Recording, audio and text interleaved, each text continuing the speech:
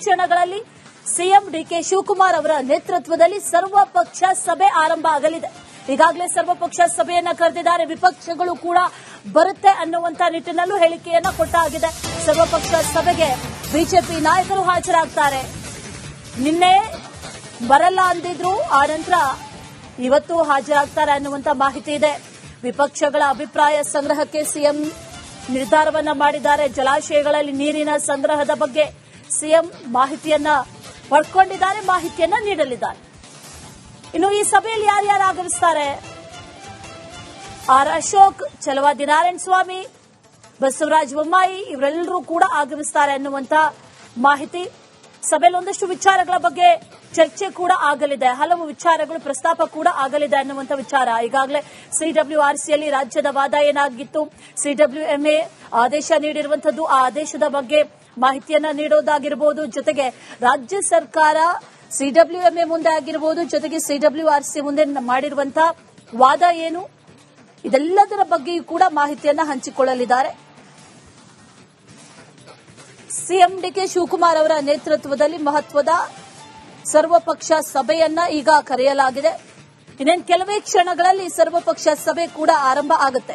ಕಾವೇರಿ ಕೊಳ್ಳದ ಜಲಾಶಯಗಳಲ್ಲಿ ಇರುವಂತಹ ನೀರಿನ ಅಭಾವ, ಈಗ ಇರುವಂತಹ ಮಳೆ ಕೊರತೆ, ಜೊತೆಗೆ ಜಲಾಶಯಗಳು ಒಂದಷ್ಟು ಕಡೆಗಳಲ್ಲಿ ತುಂಬಿರೋದಾಗಿರಬಹುದು.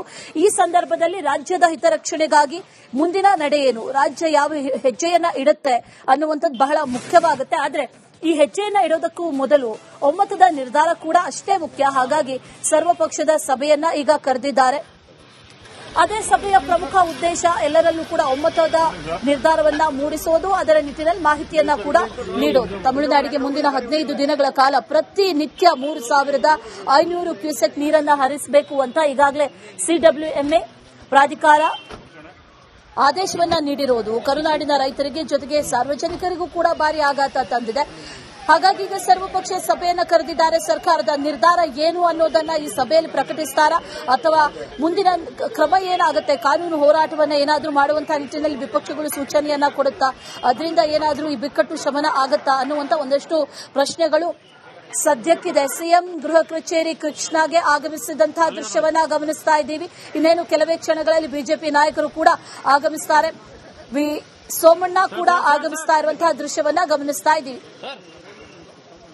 ಕೇಂದ್ರ ಸಚಿವರಾದಂತಹ ವಿ ಸೋಮಣ್ಣ, ಹಾಗೆ ಛಲವಾದಿ ನಾರಾಯಣ ಸ್ವಾಮಿ, ಆರ್ ಅಶೋಕ್, ಬಸವರಾಜ ಬೊಮ್ಮಾಯಿ ಇವರೆಲ್ಲರೂ ಕೂಡ ಈ ಸಭೆಗೆ ಆಗಮಿಸುತ್ತಾರೆ ಅನ್ನುವಂತ ಮಾಹಿತಿ ಇದೆ. ಸದ್ಯಕ್ಕೆ ಜಲಾಶಯಗಳಲ್ಲಿ ಇರುವಂತಹ ನೀರಿನ ಸಂಗ್ರಹ, ಮುಂದಿನ ದಿನಗಳಲ್ಲಿ ಯಾವ ರೀತಿಯ ಕ್ರಮಗಳನ್ನು ತೆಗೆದುಕೊಳ್ಳಲಾಗುತ್ತೆ, ಸದ್ಯಕ್ಕೆ ಸರ್ಕಾರದ ನಿಲುವೇನು, ಇದೆಲ್ಲದರ ಬಗ್ಗೆಯೂ ಕೂಡ ಮಾಹಿತಿಯನ್ನು ಹಂಚಿಕೊಳ್ಳೋದಕ್ಕೆ ಸರ್ವಪಕ್ಷ ಸಭೆಯನ್ನ ಕರೆಯಲಾಗಿದೆ. ಆ ಸಭೆಗೆ ಒಬ್ಬೊಬ್ಬರಾಗಿ ನಾಯಕರು ಈಗ ಆಗಮಿಸ್ತಾ ಇದ್ದಾರೆ. ಬಿಜೆಪಿ ನಾಯಕರು ಕೂಡ ಆಗಮಿಸ್ತಾರೆ ಅನ್ನುವಂತ ಮಾಹಿತಿ. ಆ ನಿಟ್ಟಿನಲ್ಲಿ ಅನೇಕರು ಆಗಮಿಸ್ತಾ ಇರುವಂತಹ ದೃಶ್ಯಗಳನ್ನ ಗಮನಿಸ್ತಾ ಇದ್ದೀವಿ. ಈಗಾಗಲೇ ಸಿಎಂ ಕೂಡ ಗೃಹ ಕಚೇರಿ ಕೃಷ್ಣಾಗೆ ಆಗಮಿಸಿದ್ರು. ಬಿಜೆಪಿ ಮತ್ತು ಜೆಡಿಎಸ್ ಒಂದು ರೀತಿ ವಿಭಿನ್ನ ನಿಲುವುಗಳನ್ನ ಈ ವಿಚಾರದಲ್ಲಿ ವ್ಯಕ್ತಪಡಿಸಿದೆ. ಹಾಗಾಗಿ ಜೆಡಿಎಸ್ ನಾಯಕರು ಕೂಡ ಆಗಮಿಸ್ತಾರೆ ಅನ್ನುವಂತ ಮಾಹಿತಿ ಇರೋದ್ರಿಂದ ಜೆಡಿಎಸ್ನ ನಿಲುವೇನು ಅನ್ನುವಂತ ಪ್ರಶ್ನೆ ಒಂದು ಕಡೆ ಆದ್ರೆ, ಮತ್ತೊಂದು ಕಡೆಯಲ್ಲಿ ಈಗಾಗಲೇ ತಮಿಳುನಾಡಿಗೆ ನೀರು ಹರಿಸಿದ ನಂತರದಲ್ಲಿ ಸರ್ವಪಕ್ಷ ಸಭೆ ಕರೆದಿರೋದು ಯಾಕೆ ಅನ್ನುವಂತ ಪ್ರಶ್ನೆಯನ್ನ ಸಾಕಷ್ಟು ಬಿಜೆಪಿ ನಾಯಕರು ಕೂಡ ಅಸಮಾಧಾನವನ್ನ ವ್ಯಕ್ತಪಡಿಸ್ತಾ ಇದ್ದಾರೆ. ನಿನ್ನೆ ಬರೋದಿಲ್ಲ ಅಂದಿದ್ರು, ಆದರೆ ಇವತ್ತು ಅನೇಕರು ಆಗಮಿಸ್ತಾ ಇರುವಂತಹ ದೃಶ್ಯವನ್ನ ಗಮನಿಸ್ತಾ ಇದ್ದೀವಿ. ಮಾಜಿ ಸಿಎಂ ಬಸವರಾಜ ಬೊಮ್ಮಾಯಿ ಹಾಗೆ ಛಲವಾದಿ ನಾರಾಯಣ ಸ್ವಾಮಿ ಕೂಡ ಆಗಮಿಸಿದ್ದಾರೆ, ಅದನ್ನ ಕೂಡ ಗಮನಿಸ್ತಾ ಇದ್ದೀವಿ. ಇದೇ ವಿಚಾರಕ್ಕೆ ಸಂಬಂಧಪಟ್ಟಂತೆ ಡೀಟೇಲ್ಸ್ ಅನ್ನ ಕೊಡ್ತಾರೆ ನಮ್ಮ ಪ್ರತಿನಿಧಿ ಹನುಮಂತು, ನೇರ ಸಂಪರ್ಕದಲ್ಲಿ ಜಾಯಿನ್ ಆಗಿದ್ದಾರೆ. ಹನುಮಂತು, ವಿಪಕ್ಷದ ನಾಯಕರು ಎಲ್ಲರೂ ಕೂಡ ಆಗಮಿಸ್ತಾ ಇರುವಂತಹ ದೃಶ್ಯವನ್ನ ಗಮನಿಸ್ತಾ ಇದ್ವಿ. ಇಲ್ಲಿ ವಿಪಕ್ಷದ ನಡೆ ಒಂದಷ್ಟು ಅಂದ್ರೆ ಜೆಡಿಎಸ್ ವಿಭಿನ್ನ ನಿಲುವನ್ನ ಹೊಂದಿದೆ, ಬಿಜೆಪಿ ವಿಭಿನ್ನ ನಿಲುವು, ಎಲ್ಲರಲ್ಲೂ ಕೂಡ ಒಮ್ಮತ ಮೂಡಿಸಬೇಕು ಅಂತಂದ್ರೆ ಸರ್ಕಾರದ ಪ್ಲಾನ್ ಏನು, ಸಭೆಯಲ್ಲಿ ಏನೇನು ಚರ್ಚೆ ಆಗುತ್ತೆ ಅಂತ.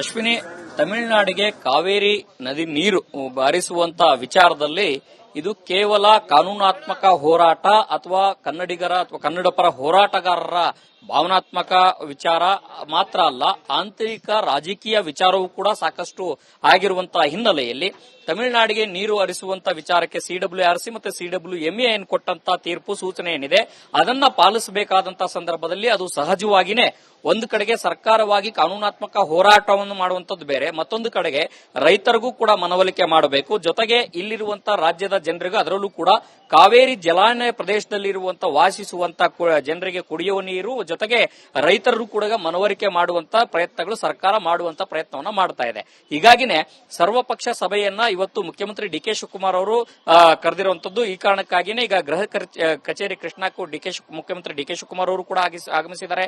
ವಿರೋಧ ಪಕ್ಷದ ನಾಯಕ ಆರ್ ಅಶೋಕ್ ಅವರು ಕೂಡ ಆಗಮಿಸಿದ್ದಾರೆ. ಮತ್ತೆ ಚಲವಾದಿ ನಾರಾಯಣಸ್ವಾಮಿ ಅವರು ಮಾತ್ರ ಅವರು ಕೂಡ ಆಗಮಿಸಿದ್ದಾರೆ. ಅದರ ಜೊತೆಗೆ ಮಾಜಿ ಮುಖ್ಯಮಂತ್ರಿ BS ಯಡಿಯೂರಪ್ಪನವರು ಕೂಡ ಸಭೆಗೆ ಆಗಮಿಸಿರುವಂತದ್ದು. ಮತ್ತೊಂದು ಕಡೆಗೆ ಏನು ಕಾವೇರಿ ಜಲಾನಯ ಪ್ರದೇಶದಲ್ಲಿ ಇರುವಂತಹ ಶಾಸಕರು, ಸಂಸದರು ಸೇರಿದಂತೆ ಕೇಂದ್ರ ಸಚಿವರು ಕೂಡ ಈ ಒಂದು ಸಭೆಯಲ್ಲಿ ಕೂಡ ಭಾಗಿಯಾಗ್ತಾರೆ. ಪ್ರಮುಖವಾಗಿ ಸಭೆಯಲ್ಲಿ ಇವತ್ತಿನ ಒಳಹರಿವು ಎಷ್ಟಿದೆ, ಕಬಿನಿಲ್ ಆಗಿರಬಹುದು, ಅರಂಗೇರ್ ಆಗಿರಬಹುದು, ರಾಜ್ಯದ ಜಲಾಶಯಗಳಲ್ಲಿ ಒಳಹರಿವು ಎಷ್ಟಿದೆ, ಮತ್ತೊಂದು ಕಡೆಗೆ ಈಗ ತಮಿಳುನಾಡಿಗೆ ಈ ಕಬಿನಿ ಜಲಾಶಯದಲ್ಲಿ ಈಗಾಗಲೇ ನೀರು ಭರ್ತಿ ಮಾಡಲಾಗಿದೆ ಅನ್ನುವಂತ ಮಾಹಿತಿಯು ಕೂಡ ಈಗ ಸರ್ಕಾರದ ಮುಂದೆ ಇರುವಂತದ್ದು. ಯಾಕೆಂತ ಹೇಳಿದ್ರೆ ಈ ಸಭೆಗೂ ಮುನ್ನ ಮುಖ್ಯಮಂತ್ರಿ ಡಿ ಕೆ ಶಿವಕುಮಾರ್ ಅವರನ್ನ ಮಂಡ್ಯ ಜಿಲ್ಲಾಧಿಕಾರಿಗಳು ಕೂಡ ಭೇಟಿಯಾಗಿ ಅಲ್ಲಿಯ ವಾಸ್ತವಾಂಶ ಏನಿದೆ, ಒಳಹರಿವು ಎಷ್ಟು ಮಟ್ಟಿಗೆ ಇದೆ ಅನ್ನುವಂಥದ್ರ ಅಂಕಿಅಂಶಗಳ ಸಮೇತ ಮಾಹಿತಿಯನ್ನು ಕೂಡ ಕೊಟ್ಟಿದ್ದಾರೆ. ಈ ಮಾಹಿತಿ ಎಲ್ಲವೂ ಕೂಡ ಸಭೆಯಲ್ಲಿ ಕೂಡ ಪ್ರಸ್ತಾಪ ಮಾಡುವಂತ ಸಾಧ್ಯತೆಗಳಿದಾವೆ. ಮತ್ತೊಂದು ಕಡೆಗೆ CWRC ಮತ್ತು CWMA ಮುಂದೆ ಕರ್ನಾಟಕದ ಕಾನೂನು ತಂಡ ಯಾವ ರೀತಿ ವಾದವನ್ನ ಮಂಡಿಸಿತು, ಅಲ್ಲಿ ಯಾವ ರೀತಿ ಈ ತೀರ್ಪು ಬರ್ಲಿಕ್ಕೆ ಕಾರಣ ಏನು ಅನ್ನುವಂಥದ್ದು ಎಲ್ಲಾ ವಿಚಾರಗಳು ಕೂಡ ಇಲ್ಲಿ ಪ್ರಸ್ತಾಪ ಆಗುವಂತ ಸಾಧ್ಯತೆ ಇದೆ. ಆದ್ರೆ ಬಿಜೆಪಿ ಇಲ್ಲಿ ಬಹಳ ಪ್ರಮುಖವಾಗಿ ಯಾವುದೇ ಕಾರಣಕ್ಕೂ ಕೂಡ ತಮಿಳುನಾಡಿಗೆ ನೀರು ಬಿಡುವಂತ ಅವಶ್ಯಕತೆ ಇಲ್ಲ ಅನ್ನುವಂತ ವಾದವನ್ನು ಕೂಡ ಇಟ್ಟಿದ್ದಾರೆ. ಯಾಕೆ ಅಂತಂದ ಹೇಳಿದ್ರೆ ನಿರಂತರವಾಗಿ ಮಳೆ ಆಯಿತು ಅಂತಂದ ಹೇಳಿದ್ರೆ ಯಾವುದೇ ರೀತಿಯ ಸಮಸ್ಯೆ ಆಗಲ್ಲ. ಒಂದೊಮ್ಮೆ ಈಗೇನಾದ್ರೂ ನೀರನ್ನ ಹರಿಸಿ ಮುಂದೆ ಮಳೆ ಕಡಿಮೆ ಆಯಿತು ಅಂತಂದ ಹೇಳಿದ್ರೆ ಅದು ಸಹಜವಾಗಿನೇ ತಮಿಳುನಾಡು ಇದೇ ವಿಚಾರವನ್ನ ಮುಂದಿಟ್ಕೊಂಡು ಹೆಚ್ಚಿನ ನೀರು ಬಿಡುವಂತೆ ಒತ್ತಾಯವೂ ಕೂಡ ಮಾಡುವಂತ ಸಾಧ್ಯತೆಗಳಿದಾವೆ. ಹಾಗಾಗಿನೇ ಇವತ್ತಿನ ಒಳಹರಿವು ಜೊತೆಗೆ ಹವಾಮಾನ ಇಲಾಖೆಯ ಒಂದಷ್ಟು ವರದಿ, ಅದರ ಜೊತೆಗೆ ಕುಡಿಯುವ ನೀರಿನ ಲಭ್ಯತೆ ಎಷ್ಟು ಮಟ್ಟಿಗಿದೆ, ಎಷ್ಟು ಸ್ಟೋರೇಜ್ ಆಗಿದೆ, ಹೀಗೆ ಎಷ್ಟು ಬಿಡಬಹುದು ಅನ್ನುವಂತ ವಿಚಾರಗಳು ಈ ಸಭೆಯಲ್ಲಿ ಚರ್ಚೆ ಆಗಲಿಕ್ಕಿದೆ. ಒಟ್ಟಾರೆಯಾಗಿ ಎಲ್ಲವನ್ನೂ ಕೂಡ ಒಳಗೊಂಡಂತೆ ಬಿಜೆಪಿ, ಜೆಡಿಎಸ್ ಮತ್ತು ಕಾಂಗ್ರೆಸ್ನ ನಾಯಕರ, ಶಾಸಕರ, ಸಂಸದರ, ಕೇಂದ್ರ ಸಚಿವರ ಎಲ್ಲರ ಅಭಿಪ್ರಾಯವನ್ನ ಒಳಗೊಂಡಂತೆ ಮುಂದಿನ ಕಾನೂನಾತ್ಮಕ ಹೋರಾಟಗಳನ್ನು ಯಾವ ರೀತಿ ಮಾಡಬೇಕು, ಸುಪ್ರೀಂ ಕೋರ್ಟ್ ಅಲ್ಲಿ ಯಾವ ರೀತಿಯ ವಾದವನ್ನ ಮಂಡಿಸಬೇಕು ಅನ್ನುವಂತ ವಿಚಾರ, ಕಾನೂನಾತ್ಮಕ ವಿಚಾರಗಳು ಕೂಡ ಸಭೆಯಲ್ಲಿ ಎಲ್ಲವೂ ಕೂಡ ಚರ್ಚೆ ಆಗುವಂತ ಸಾಧ್ಯತೆಗಳು ಹೆಚ್ಚಾಗಿದ್ದಾವೆ. ರೈಟ್ ಹನುಮಂತ, ಅದರ ಜೊತೆಯಲ್ಲಿ ಕಾನೂನು ಹೋರಾಟದ ಬಗ್ಗೆ ಚರ್ಚೆಗಳಾಗ್ತಾ ಇದೆ. ಆದ್ರೆ ಸಿಎಂ ನಿನ್ನೆ ಒಂದು ಸ್ಟೇಟ್ಮೆಂಟ್ ಕೊಟ್ಟರು. ಆ ಸ್ಟೇಟ್ಮೆಂಟ್ ಅನ್ನ ಗಮನಿಸಿದ್ರೆ ಎಲ್ಲೊಂದ್ ಕಡೆ ಕಾನೂನು ಹೋರಾಟಕ್ಕೆ ಮುಂದಾಗುತ್ತಾ ಅನ್ನುವಂತ ಪ್ರಶ್ನೆ ಎದ್ದಿದೆ. ಈಗ ಜಲಾಶಯಗಳಲ್ಲಿ ನೀರಿದೆ, ಜಲಾಶಯಗಳಲ್ಲಿ ನೀರಿರುವಾಗ ಹಿಡಿದಿಟ್ಕೊಳ್ಳೋಕ್ಕಾಗತ್ತಾ ಅಥವಾ ಹರಿಸದೆ ಇರೋದಕ್ಕೆ ಆಗುತ್ತಾ ಅನ್ನುವಂತ ಪ್ರಶ್ನೆ ಸಿಎಂ ಖುದ್ದು ಮಾಡಿರೋದ್ರಿಂದ ಇಲ್ಲಿ ತಮಿಳುನಾಡಿಗೆ ನೀರು ಹರಿಸೋದಕ್ಕೆ ಹಾಗಾದ್ರೆ ಸಿದ್ಧತೆಯನ್ನ ಮಾಡ್ಕೊಂಡಿದ್ದಾರಾ ಸಿಎಂ ಅನ್ನುವಂತ ಪ್ರಶ್ನೆಯೂ ಕೂಡ ಕಾಡ್ತಾ ಇದೆ. ಏನ್ ಮಾಹಿತಿ ಇದೆ ಇದ್ರ ಬಗ್ಗೆ, ಸರ್ಕಾರದ ನಿಲುವೇನು ಹಾಗಾದ್ರೆ?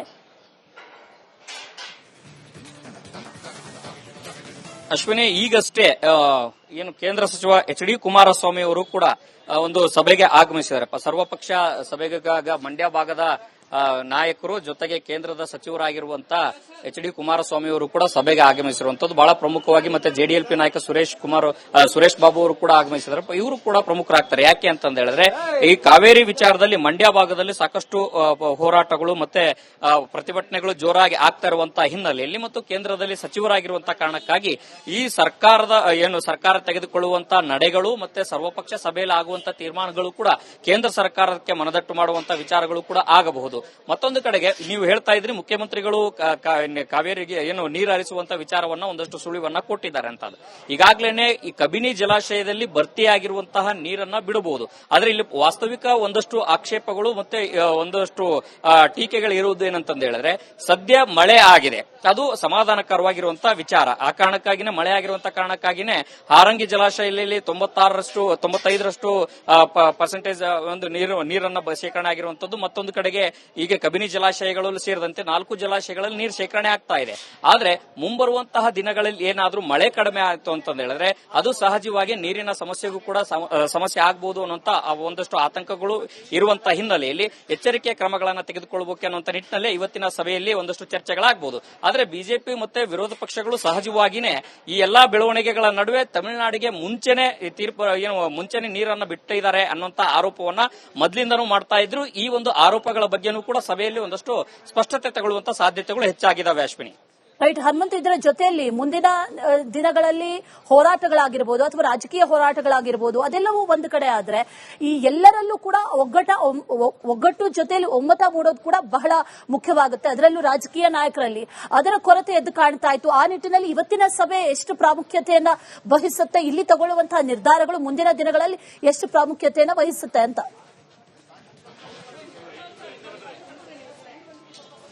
ಖಂಡಿತವಾಗ್ಲೂ ಕೂಡ ಸಾಕಷ್ಟು ಮಹತ್ವವನ್ನ ತೆಗೆದುಕೊಳ್ಳುತ್ತೆ. ಯಾಕೆ ಅಂತಂದ ಹೇಳಿದ್ರೆ ಜಲ, ಭಾಷೆ, ನಾಡು ನುಡಿ ವಿಚಾರಕ್ಕೆ ಅಂತ ಬಂದಂತ ಸಂದರ್ಭದಲ್ಲಿ ಎಲ್ಲರೂ ಕೂಡ ಪಕ್ಷ ಭೇದವನ್ನ ಬಿಟ್ಟು ಒಂದಾಗಿರ್ತೀವಿ ಅನ್ನುವಂತ ಸಂದೇಶವನ್ನ ಈಗಾಗಲೇ ಸಾರ್ತಾ ಇದ್ದಾರೆ ರಾಜಕೀಯ ನಾಯಕರು. ಅದು ಬಿಜೆಪಿ ಇರಬಹುದು, ಜೆಡಿಎಸ್ ಇರಬಹುದು, ಮತ್ತೆ ಕಾಂಗ್ರೆಸ್ ನಾಯಕರು ಇರಬಹುದು.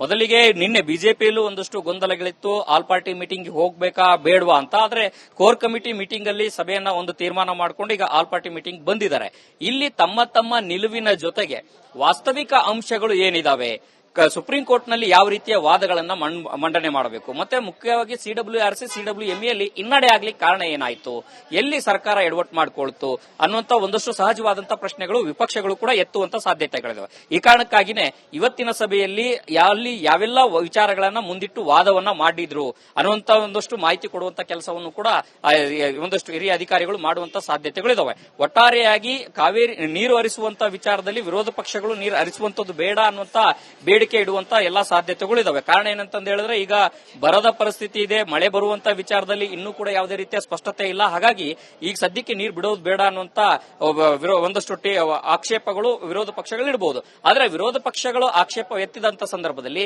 ಸರ್ಕಾರ ಯಾವ ರೀತಿ ಮನವರಿಕೆ ಮಾಡುತ್ತೆ, ಒಟ್ಟಾರೆಯಾಗಿ ಇವತ್ತಿನ ಸಭೆಯಲ್ಲಿ ಯಾವ ತೀರ್ಮಾನವನ್ನ ತೆಗೆದುಕೊಳ್ತಾರೆ ಅನ್ನೋಂಥದ್ದು ಸಾಕಷ್ಟು ಮಹತ್ವವನ್ನು ಪಡೆದುಕೊಂಡಿದೆ. ಮತ್ತೊಂದು ಬಹಳ ಪ್ರಮುಖವಾಗಿ ಸುಪ್ರೀಂ ಕೋರ್ಟ್ ನಲ್ಲಿ ಈ ರಾಜ್ಯದ ಪರವಾಗಿ ಹೋರಾಟವನ್ನ ಮಾಡಬೇಕಾದಂತ ಅನಿವಾರ್ಯತೆ ಇದೆ. ಇದಕ್ಕೆ ಕಾನೂನು ತಂಡ ಯಾವ ರೀತಿ ಸಿದ್ಧತೆಗಳನ್ನ ಮಾಡಿಕೊಂಡಿದೆ, ಸುಪ್ರೀಂ ಕೋರ್ಟ್ ನಲ್ಲಿ ಯಾವೆಲ್ಲ ಅಂಶಗಳನ್ನ ಬೆಳಕು ಚೆಲ್ಲುವಂತ ಪ್ರಯತ್ನವನ್ನ ಮಾಡುತ್ತೆ ಅನ್ನುವಂಥದ್ದು ಕೂಡ ಇವತ್ತಿನ ಸಭೆಯಲ್ಲಿ ಒಂದಷ್ಟು ಮಾಹಿತಿ ನೀಡುವಂತ ಸಾಧ್ಯತೆಗಳು ಹೆಚ್ಚಾಗಿದ್ದಾವೆ. ಅಶ್ವಿನಿ. All right Hanumanthu,